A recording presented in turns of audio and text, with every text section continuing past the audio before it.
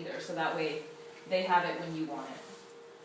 I do keep games on. Give them a passcode though to just get in. To wake up the phone. They know the password, just the, that opening screen. They know how to wake the phone up, and that's it. They can't add anything from the App Store or change the restriction settings. Yeah, the restrictions has a separate password. You can make whatever you want. We'll show you that later. So, those are just a couple ways that I have been able to give my kids a little bit more privilege with the phone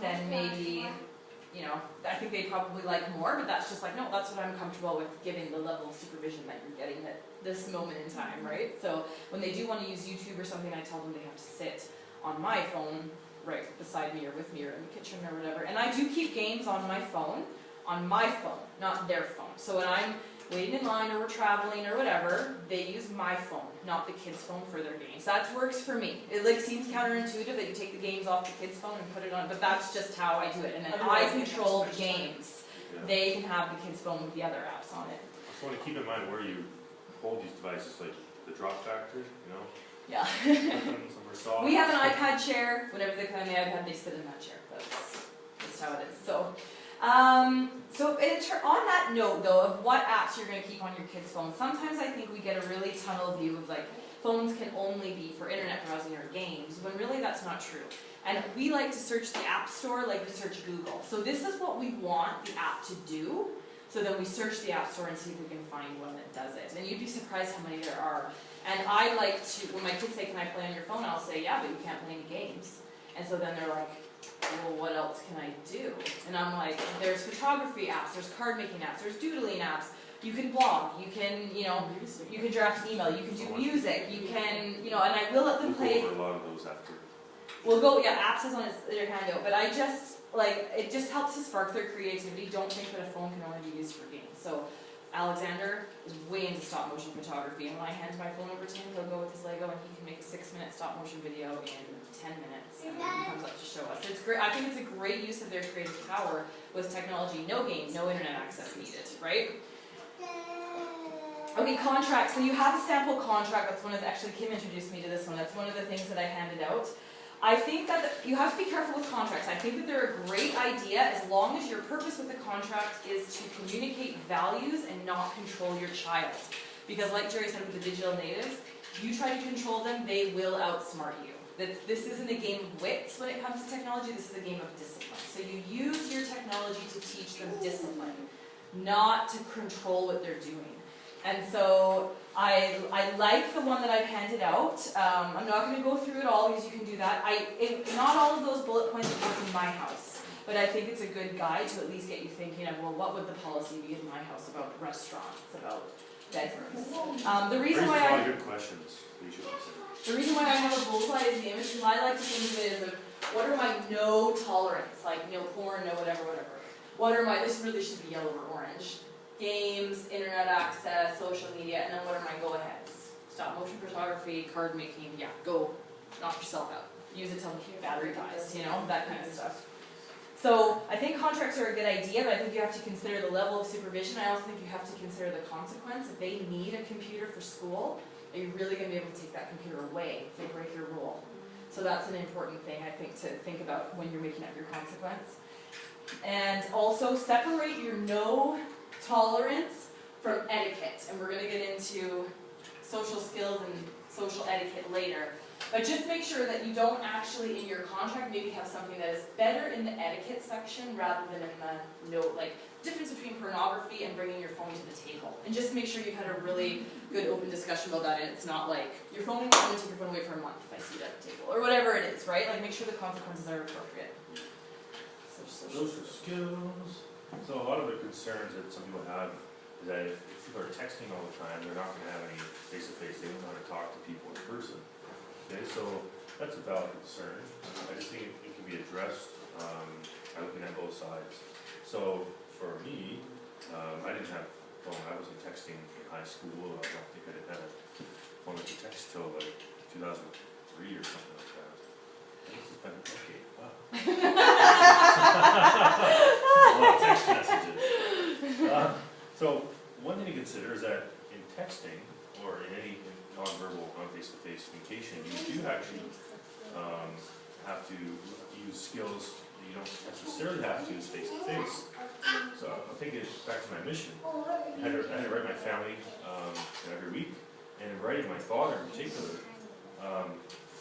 you have to say something. So you're forced to think harder and to reflect more when you're typing. My text message isn't always the most thoughtful,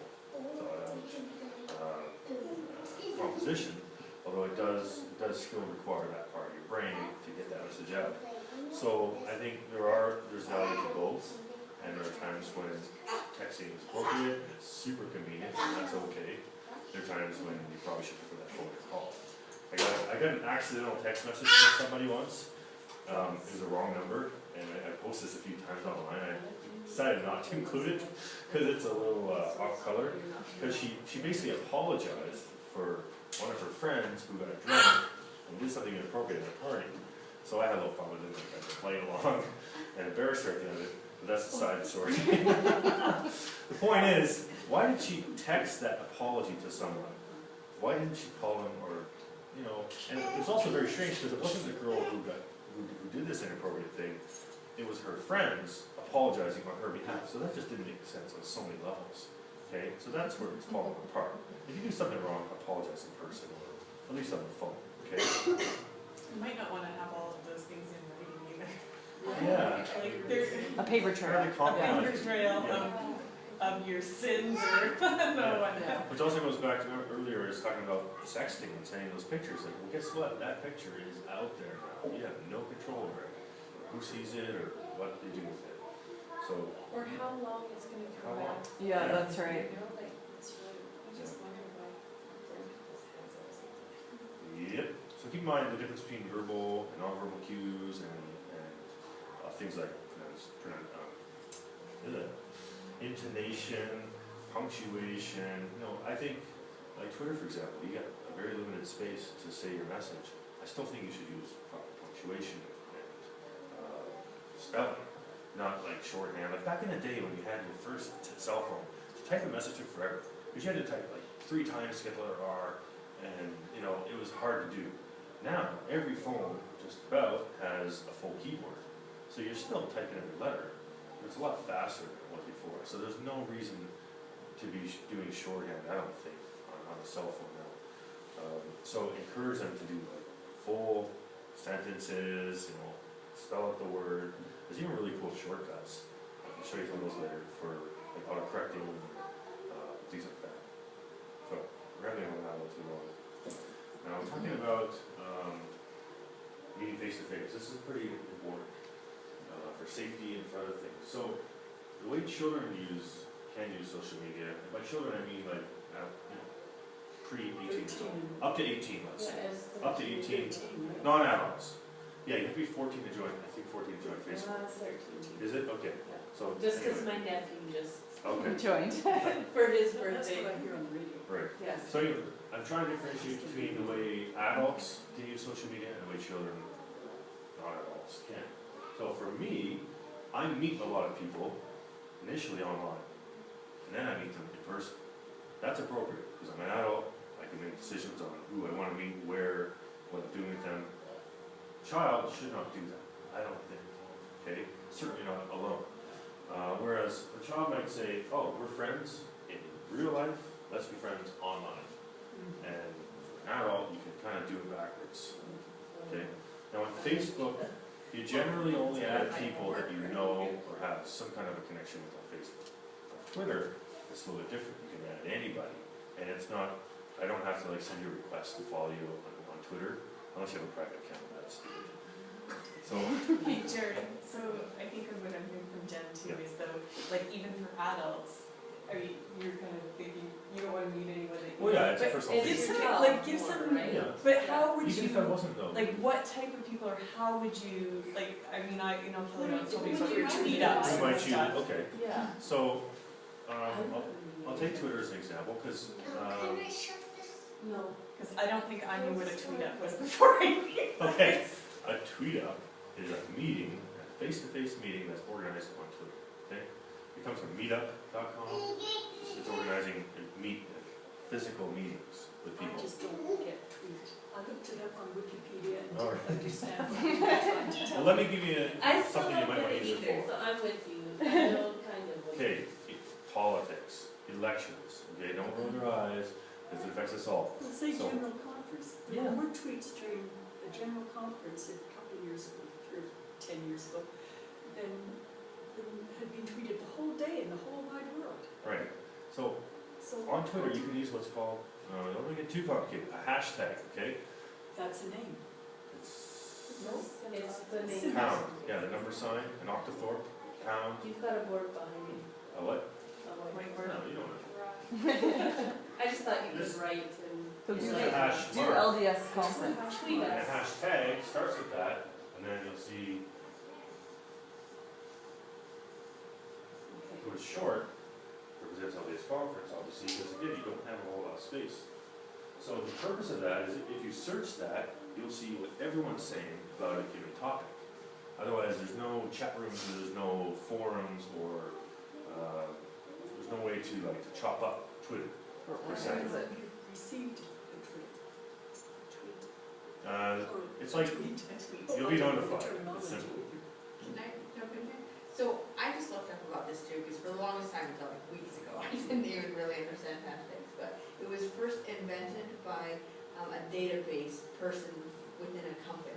And so they had piles of information and they needed to be able to sort it. So everything that had to do with Jennifer Spencer would have Gen S with the hashtag before it. Yeah. And then everything that had to do with Lisa Choi would have Lisa C, whatever, put beside it. And then you could just push a search and everything would be sorted into groups.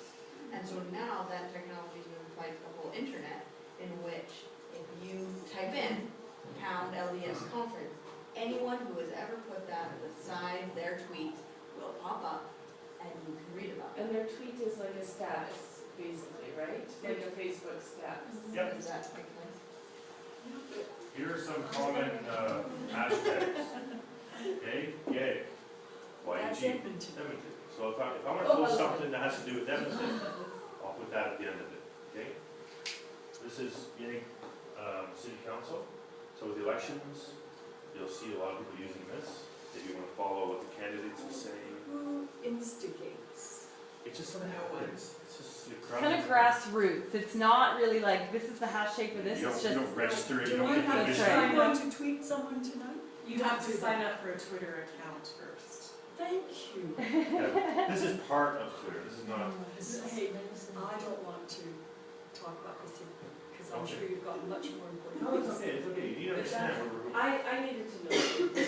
Actually, that was That's kind of like. Twitter.com, you sign up just like email, it's really easy. I was reading on an author blog, this woman was counseling people who are trying to be authors, she said, don't go hashtag crazy. Like, don't put hashtags in front of every single word on your blog, so that you're the one that, It like, looks use awful. them It responsibly. looks horrible. And I didn't even know what hashtags were.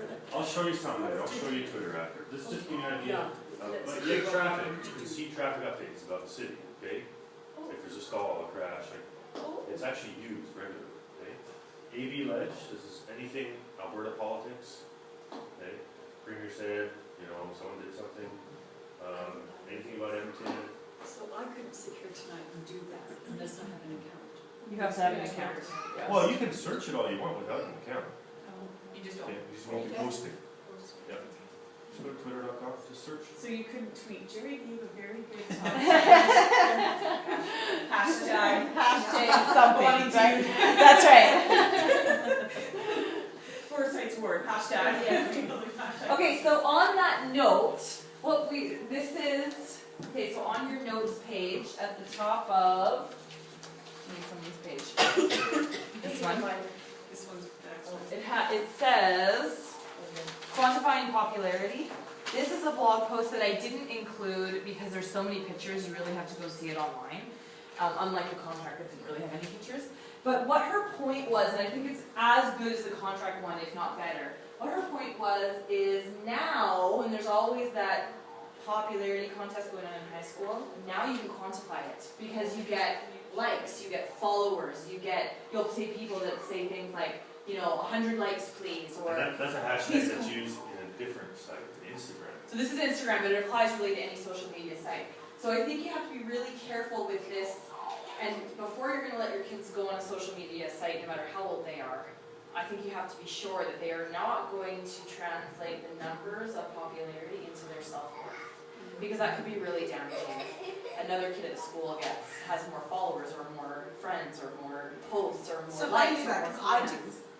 I totally connect myself You with equate. how many likes I do. Sure, it does feel good. Because I'm not following you, but I like you. Call up someone and tell them you like them, okay? So I think that's a really good question, is how you do it. And I think that what you have to do is what it comes down to is the basic principles of the gospel, and particularly when I think about it, I like to think about the young women's values of faith, divine nature, individual with knowledge, choice, and accountability. Making sure that your kids know what, and virtue, know how God sees them and what their true worth is, and how Facebook, the purpose of Facebook isn't to get likes and comments and tweets and that's not why you're using it. Because some kids, that is why they're using it.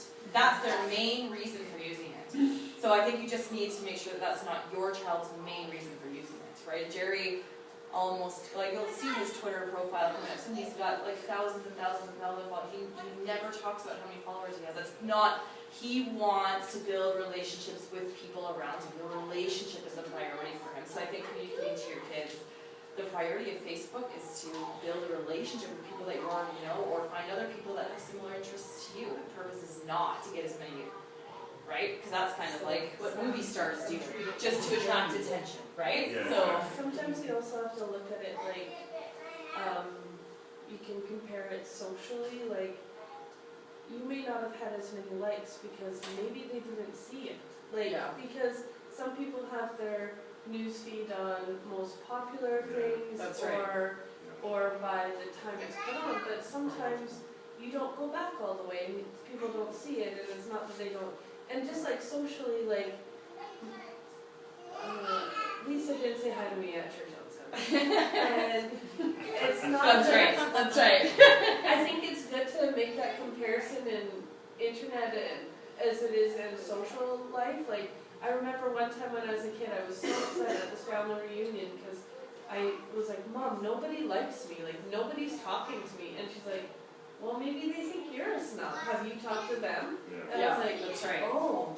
And so I think it's having that connection, like, that sometimes that internet, the viral thing is very similar to our self-worth in real life. Non-technology Yes, settings. yeah.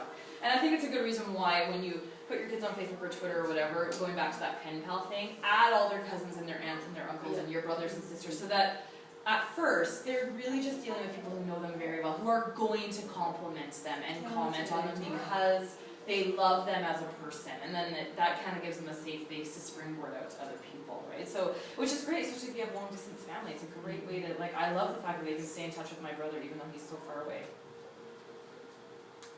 Etiquette. This is a very subjective matter. Where do you pull out your phone? Who are you with? What do you do with it? You know, Bishop Pearson, I talked about this when I did that this Sunday a few months ago. He uses his phone on the stand. He's not playing Angry Birds. He's looking up, you know, members' names and prayer. He's writing down inspiration that comes to him. So, but it could easily be misinterpreted. What's he doing with his phone up there? You don't know what he's doing. You know he's not doing. So, this is very personal. Maybe you want to have rules in your family. Maybe you should be more considerate. Another thing, going back to the social skills, eye contact, you know, that's another thing that risks being lost with technology. So that's another thing to teach your children. I have a question Yeah. on that very last one. My life has become a lot easier that I put everything on here Yeah. and take notes on everything on it. But even just right now, like, I wasn't watching it, I was writing down what you were saying or a meeting I had.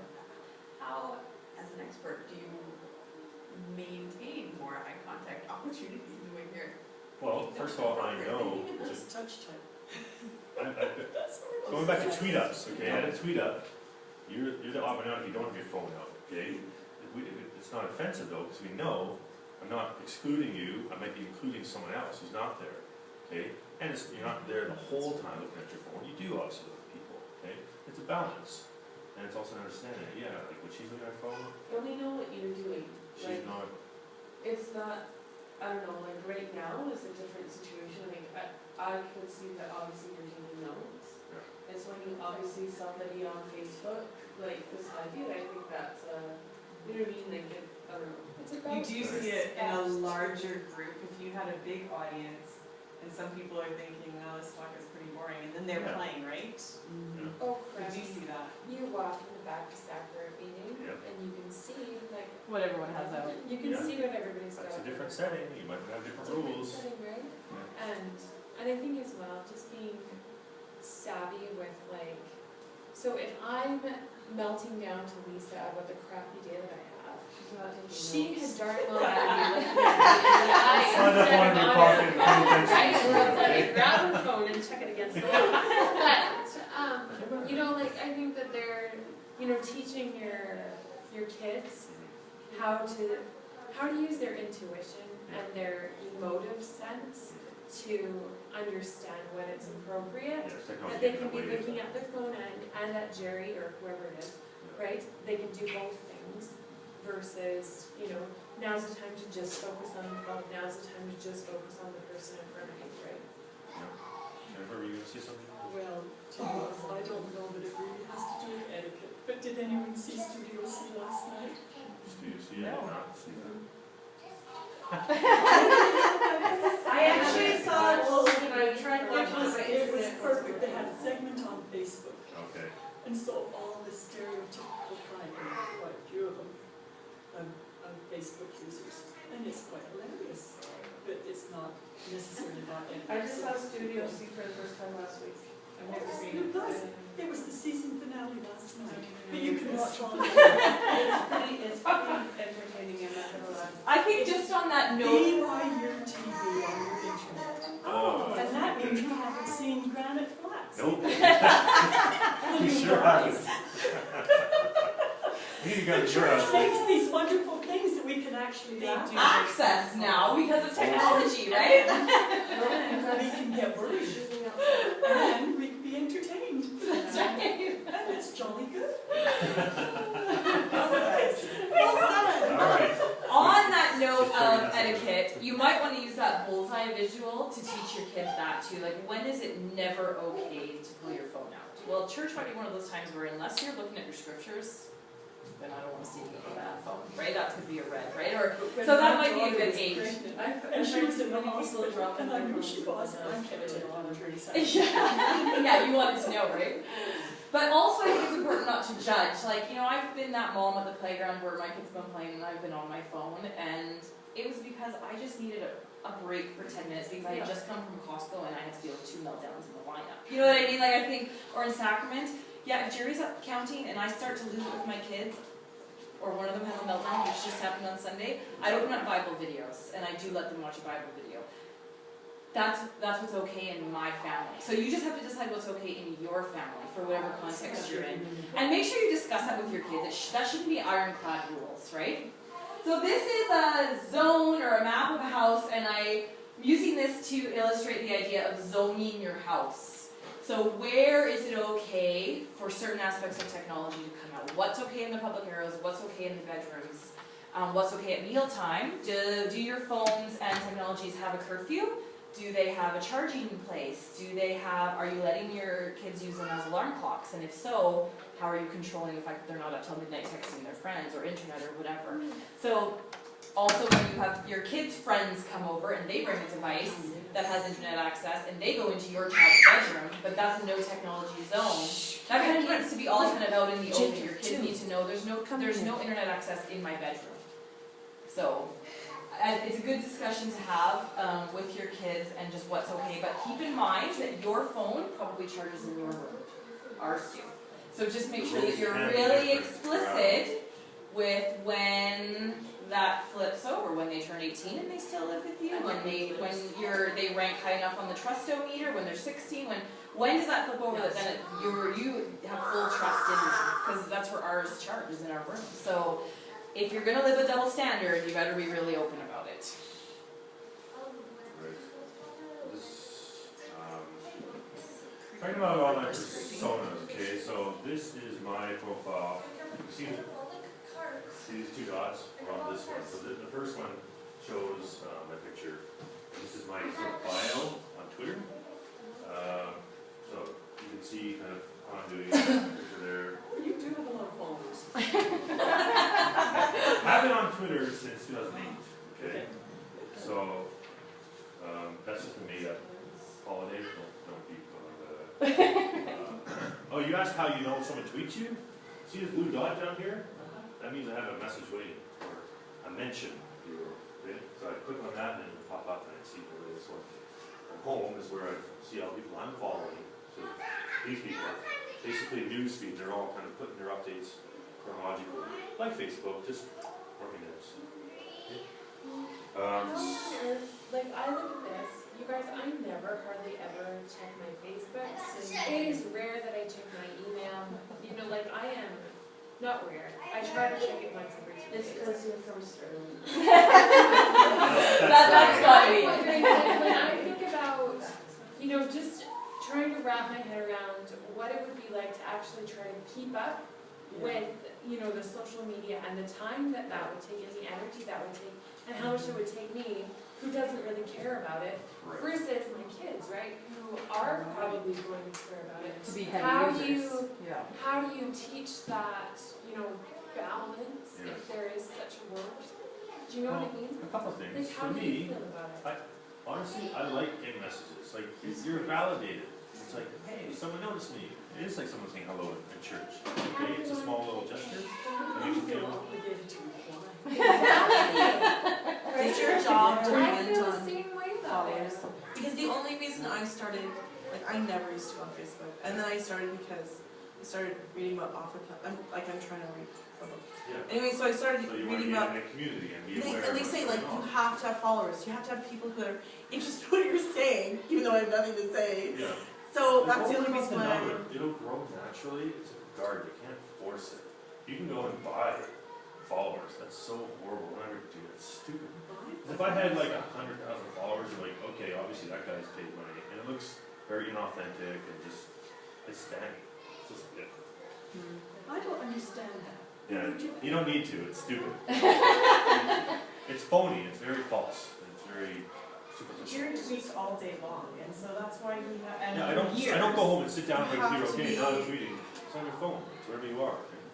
So I just read the other day that Facebook is starting to get less and less popular with teenagers because it's too, MySpace. like, it's, well, Because all their adults are on it. yeah, that's exactly it. And so they're turning to more private Yeah. venues, like, so I don't know anything about that, I just read that. Maybe. I think it's At important. least try to say something. Let her say it. Go ahead. Let her say it. on for like 10 minutes. Well, I'm just, about the comment Jen said, I think it's about overcoming the first hurdle, because then it can make life easier. Like, for me, I don't have time to log pictures and scrapbook and stuff, but I have family who want to see pictures. It takes me 3 minutes, put pictures on, done. They're happy. Or like when I was taking care of children in my home, like, I'm not gonna go to Walmart, I'm gonna draw pictures to show them that we went to the park and to make them feel loved. I can send them a picture on my phone in 5 seconds, you know, but it took the original, okay, I finally got my iPhone, I had to learn how to use it, and it was a pain in the butt to learn. But once I did, there was this whole list of things that became way easier and way faster. There's a bit of a learning. Jumping over the learning curve and then finding what it is that makes your life easier and ignoring those things you think that are obligations. I'm and not not. super motivated to hit the curve, do you know what I mean? So on that note, one thing you have to consider is whenever my sister starts dating someone new, Jerry goes to find them on Facebook and Twitter. So if your privacy settings aren't set to private, anything that you've posted since you were 13 years old, we can now see. When you go for a job interview, you can bet they're going to look you up on social media. Yes. A lot of people are getting jobs because of their blog. So you can't really ignore this A lot of and people are think, losing their jobs. I don't have because time of for what this, they or post. because you have to, you know what I mean? Like you kind of, in the interest of your kids, in the interest of, you kind of have to make time to make sure at least what your kids are posting are going to be things that in 10 years they're going to want a potential employer, potential spouse to see, right? It's pretty embarrassing So- what some people have is public.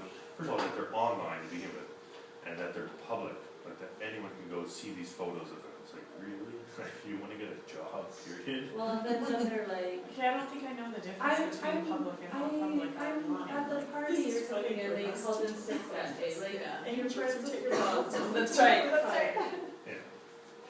So so going back to Kim's question, some social media sites have privacy settings.